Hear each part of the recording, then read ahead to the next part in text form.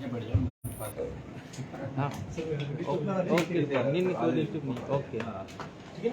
हाँ केंद्र और राज्य के जो दोनों बजट है उसको तो जनहित में मैं ज़्यादा अच्छा इसलिए नहीं मानता कि केंद्र सरकार ने लगातार चौथे साल राजस्थान में चुनाव है इस बार विधानसभा के और 24 में लोकसभा के चुनाव भी है। 5 बार मंत्री राजस्थान से होते भी राजस्थान का नाम तक बजट में नहीं लिया और कर्नाटक जहाँ चुनाव में विशेष पैकेज कर्नाटक के अंदर सूखाग्रस्त इलाकों के लिए केंद्र सरकार ने जारी किया था। मैंने लोकसभा के अंदर भी उठाया था कि राजस्थान का नाम आप नहीं ले रहे, विशेष राज्य के दर्जे की हमें आवश्यकता है।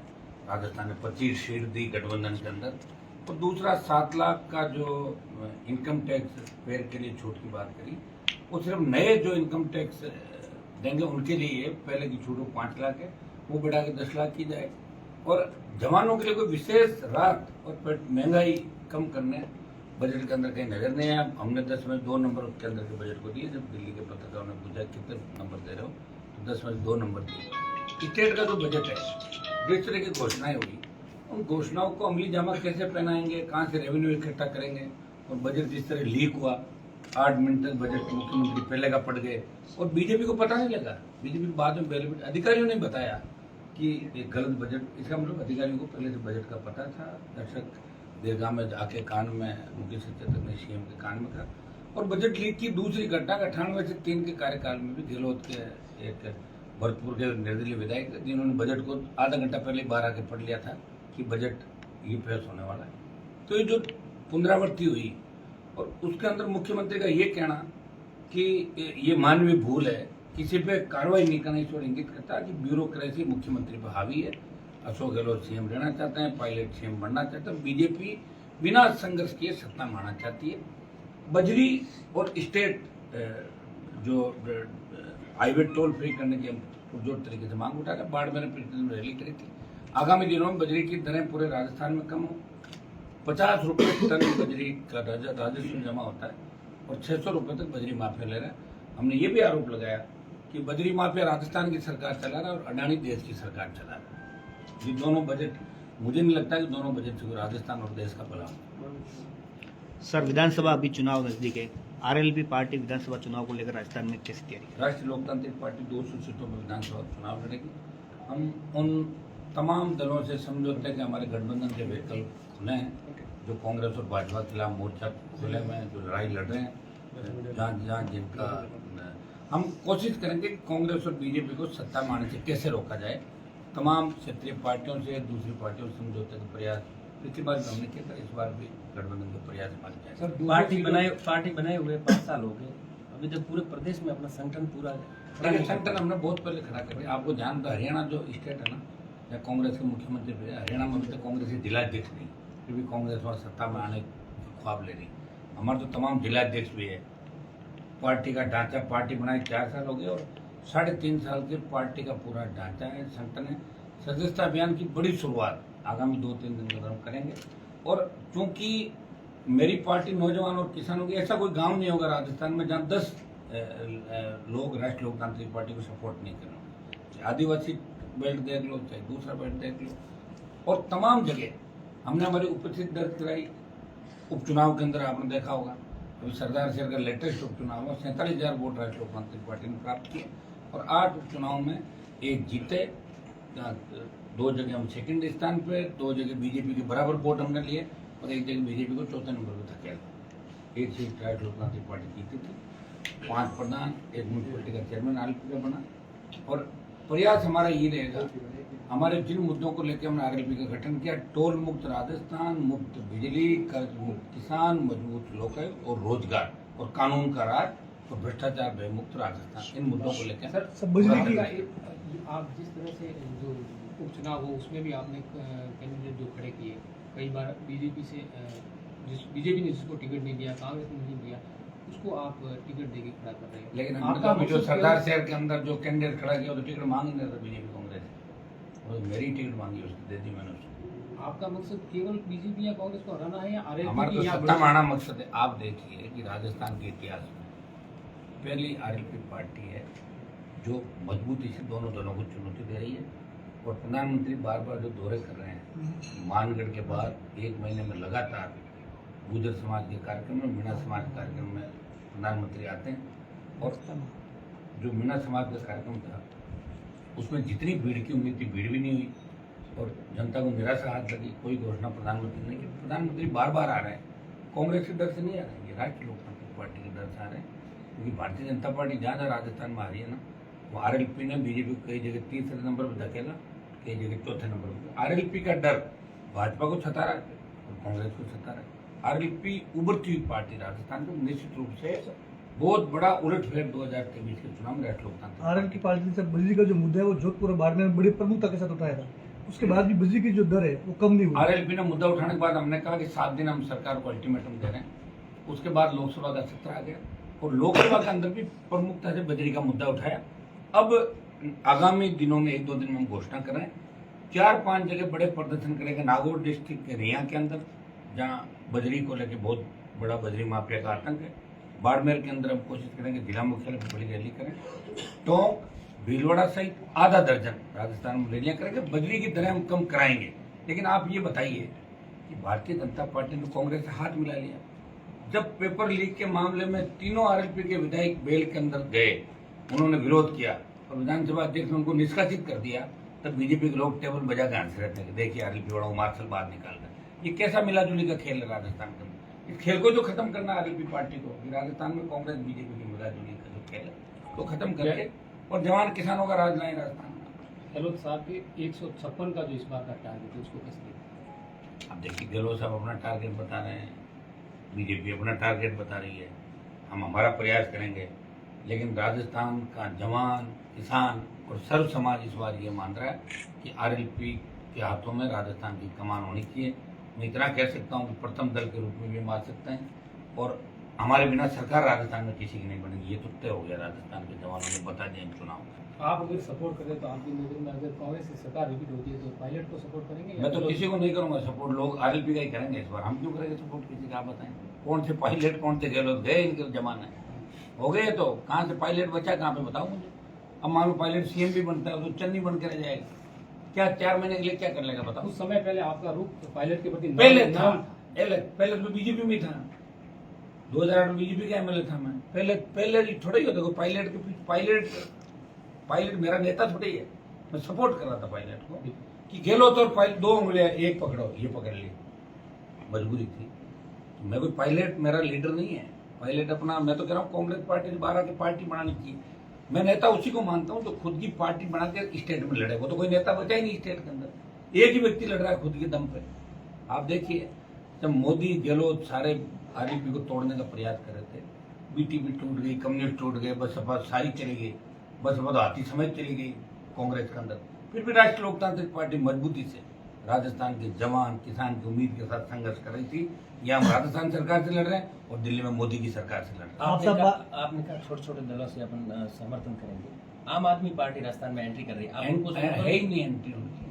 400 बोर्ड ने कहाँ एंट्री करी, किस जगह रोक दिया ना हमने आम आदमी पार्टी। विधानसभा चुनाव में कहाँ एंट्री थी ना, पिछली बार लड़ते हैं चुनाव। अगर वो मैं ये कह रहा हूँ आम आदमी पार्टी ने लोकसभा भी लड़ा, विधानसभा वोट ही नहीं उनके यहाँ पे।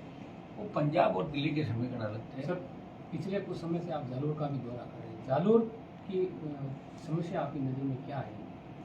देखिए जालोर के अंदर ग्रेनाइट का बड़ा उद्योग है और ग्रेनाइट के लोग यहाँ ट्रेन की अलग से डिमांड करें। तो ट्रेन के अंदर अगली बात देखा होगा रेल मंत्री, तो लोकसभा के अंदर हमारे पशु मेले के लिए ट्रेन को लेकर भी बात हुई। रेल मंत्री तो नीचे रेलवे बोर्ड में अधिकारी मानते नहीं। मैं इसका प्रयास करूंगा, अगली बार 13 तारीख से लोकसभा का सत्र चलेगा, मैं जालोर की समस्याएं भी उठाऊंगा कि जालोर में रेल सुविधा यहाँ हमारे ग्रेनाइट व्यापारी को मिले।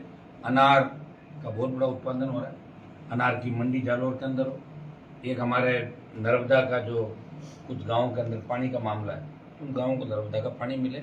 और जालोर में जो घटना पिछले दिनों हुई थी, छात्र की पिटाई, मटकी का पानी, ऐसी घटनाओं की पुनरावृत्ति नहीं हो जालोर जिले का ना, उससे राजस्थान शर्मसार हुआ था। ऐसी घटनाएं नहीं, ये जालोर नहीं पूरे राजस्थान के अंदर हम कर रहे हैं जन जागरण अभियान चला के। सर मटकी को लेकर यहाँ प्रदर्शन हुआ था, पुलिस की जांच रिपोर्ट चालान पेश हो गया, उसमें मटकी का कहीं जिक्र ही नहीं था। पुलिस ने कहा मटकी कोई थी भी नहीं। पुलिस क्यों करेगी? तो आप बताओ, पुलिस किसके हाथ में? गहलोत की पुलिस।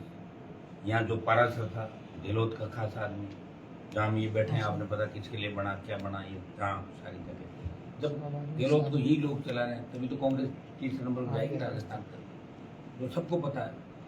और आनंद फान में जब हम लोग आए प्रदर्शन किया तो उसके बाद आर्थिक मदद तो उनकी करी, लेकिन मृतक आज से तो जो नौकरी की बात थी उसको सरकार खा गई उस बात को। सर आप दावा कर रहे हैं आरएलपी की सरकार बनेगी 2023 में, हनुमान जी बेनीवाल जो है वो स्वयं विधायक का चुनाव लड़ेंगे और लड़ेंगे पक्का ही लड़ेंगे, एक जगह 2 जगह से लड़ेंगे राजस्थान के अंदर, और वो जल्दी बता देंगे दूसरी जगह भी कौन सी होगी और दोनों जगह कहाँ से लड़ेंगे। राष्ट्रीय लोकतांत्रिक पार्टी तमाम सीटों पर लड़ेगी, इस बार जालौर में भी लड़ेगी चुनाव। पूर्व राजस्व मंत्री ने आपका और गहलोत का गठजोड़ बताया पार्टी को। वो तो इसलिए बताएंगे जो गहलोत के खास आदमी हैं। 1990 में जब मैं कॉलेज के अंदर मेरा एडमिशन हुआ था तो मैं एक बार रेलवे स्टेशन की तरफ गया, उस समय ये सुबह 4 बजे खड़ा था टिकी रख के, उनका आप यहाँ क्या कर रहे हो, और गहलोत साहब आने वाले 3-4 बजे। वो 90 से सेवा कर रहा है, कितने साल हो गए 90 को, मतलब 23 साल सेवा करके 33 साल सेवा करके कोई ये दूसरों पर आरोप लगाए तो पहले खुद को तो देख ले, खुद कहाँ से कहाँ उठे। वो तो फोटो ही उसके घर में अशोक गहलोत की, तो पॉलिटिकल पापा कहता है अशोक गहलोत। जो व्यक्ति पॉलिटिकल पापा जिसको कहे और वो दूसरों पर आरोप लगाए, तो हनुमान बेनीवाल है जिसने गहलोत के बेटे को हराया। हनुमान बेनीवाल ने पार्टी बनाई राजस्थान के अंदर, और जितने किसान नेताओं को गहलोत ने ठंडा किया उन सबका उसके बेटे को हरा के बदला भी मैंने ही लिया राजस्थान। तो राहुल गांधी की यात्रा को आप किस नजर से देखते हैं? क्या राहुल गांधी की यात्रा को आप किस नजर से देखते हैं? कुछ नहीं है, कोई फर्क नहीं पड़ता इनसे क्या। जो प्रोपोगेंडा है उसका कोई असर नहीं। राहुल गांधी को लोग सीरियस नहीं ले रहे हैं, और अब राहुल गांधी की हालत भी मोदी की होने वाली थोड़े दिनों बाद। इतनी घोषणा है, इतने वादे हैं, झूठी बातों से लंबा काम नहीं चलेगा।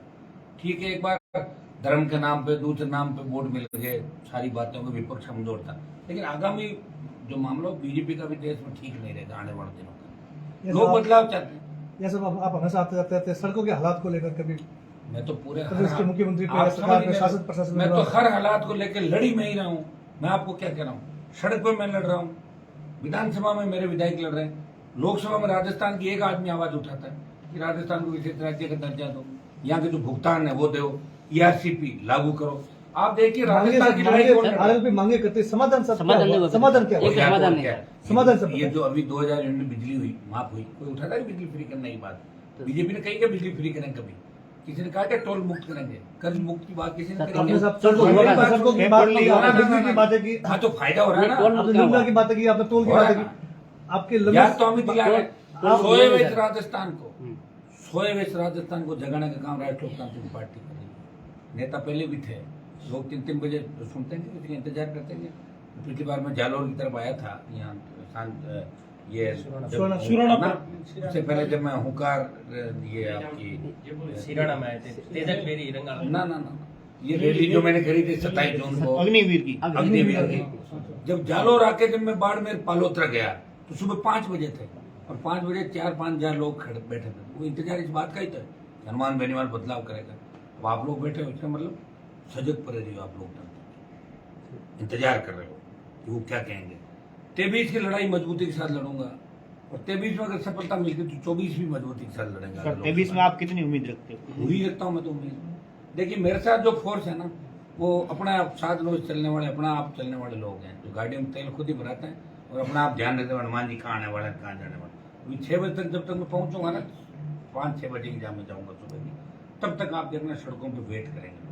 ये प्यार है राजस्थान की जनता का, जवानों का, इसलिए मैंने 25 साल त्याग समर्पण करके वो सेवा कर रहा हूँ राजस्थान के अंदर। उसी का परिणाम है कि कांग्रेस और बीजेपी सोचने को मजबूर है कि आखिर क्या होगा आप पर राजस्थान। लगातार आरोप लग रहे हैं कि एक विशेष समुदाय के आप नेता।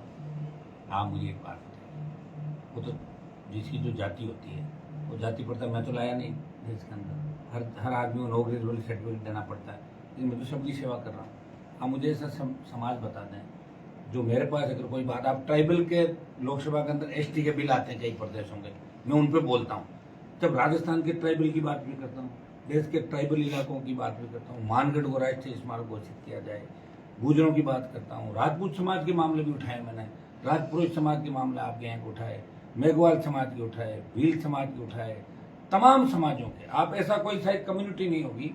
और यूथ की बात करता हूँ मैं, जो नौकरियों की बात करता हूँ, किसान की बात करता हूँ, कर्ज माफी, बिजली, ब्राह्मण बनिया से लेके आर्थिक आधार पर आरक्षण की बात अगर करते तो हनुमान बेनीवाल हर वर्ग को साथ लेकर चल रहा है, तभी तो लोग खड़े हैं। ये इतने लोग खड़े हैं, इनमें क्या मेरे समाज की थोड़ी, तमाम समाजों के बच्चे खड़े हैं, उम्मीद है उनको, बदलाव चाहते हैं। और मैं विश्वास दिलाता हूँ राजस्थान की जनता को कि आप मजबूती देखिए, खुद के लिए लाएं। आज जो राजस्थान में अपराध बढ़े, जिस तरह बलात्कार की घटनाएं हो रही है, गैंगवार की घटनाएं बढ़ रही है, कौन जिम्मेदार है इसके लिए? सरकार किसकी थी? या तो वसुंधरा गहलोत। 25 साल के अंदर राजस्थान को बर्बाद कर दिया। अब कौन ठीक करेगा इसको बताओ? तो लोक देवता तो अवतार लेगा नहीं राजस्थान के अंदर। आपको और हमको ही ठीक करना है। मीडिया चौथा स्तंभ है लोकतंत्र का, लेकिन मीडिया को भी दबा दिया गया। सिविल लाइन के अंदर आप नहीं जा सकते कैमरा लेके। आप बताइए, मीडिया पर जो बंदिशें लगी, विधानसभा में आप नहीं जा सकते अंदर। एक जमाना था विधानसभा के अंदर पूरे पत्रकार लाइव करते, लोकसभा से टीवी चलता है, विधानसभा ने अपना चैनल जरूर विधानसभा को लाइव करता है, लेकिन मीडिया के लोगों को विधानसभा के अंदर एंट्री नहीं है। वो जो चाहेंगे वही दिखाएंगे अंदर, बाकी चीज नहीं दिखाएंगे। तो कहाँ स्वतंत्रता? आप बताइए। हम जैसे लोग अगर लड़ना बंद कर दें तो राजस्थान में लड़ेगा कौन? ये तो देखो कि राजस्थान के अंदर लड़ाई की शुरुआत एक व्यक्ति ने करी और वो व्यक्ति लड़ते लड़ते एक विचारधारा बन गया। और दिल्ली के अंदर भी आज तमाम देश के सांसद बात करेंगे कि नागौर का राजस्थान का एक सांसद है जो गरीब, किसान, जवान और प्रत्येक वर्ग की आवाज लोकसभा के अंदर मजबूती के साथ उठाता। 12 बजे भी बैठ रहा था रात को, जब तक नंबर नहीं आएगा, आधा मिनट के लिए, एक मिनट तक अपनी बात रखने के लिए बैठ रहा है। पूरा प्रयास कर रहा है और इसका नतीजा अच्छा होगा आने वाले दिनों में।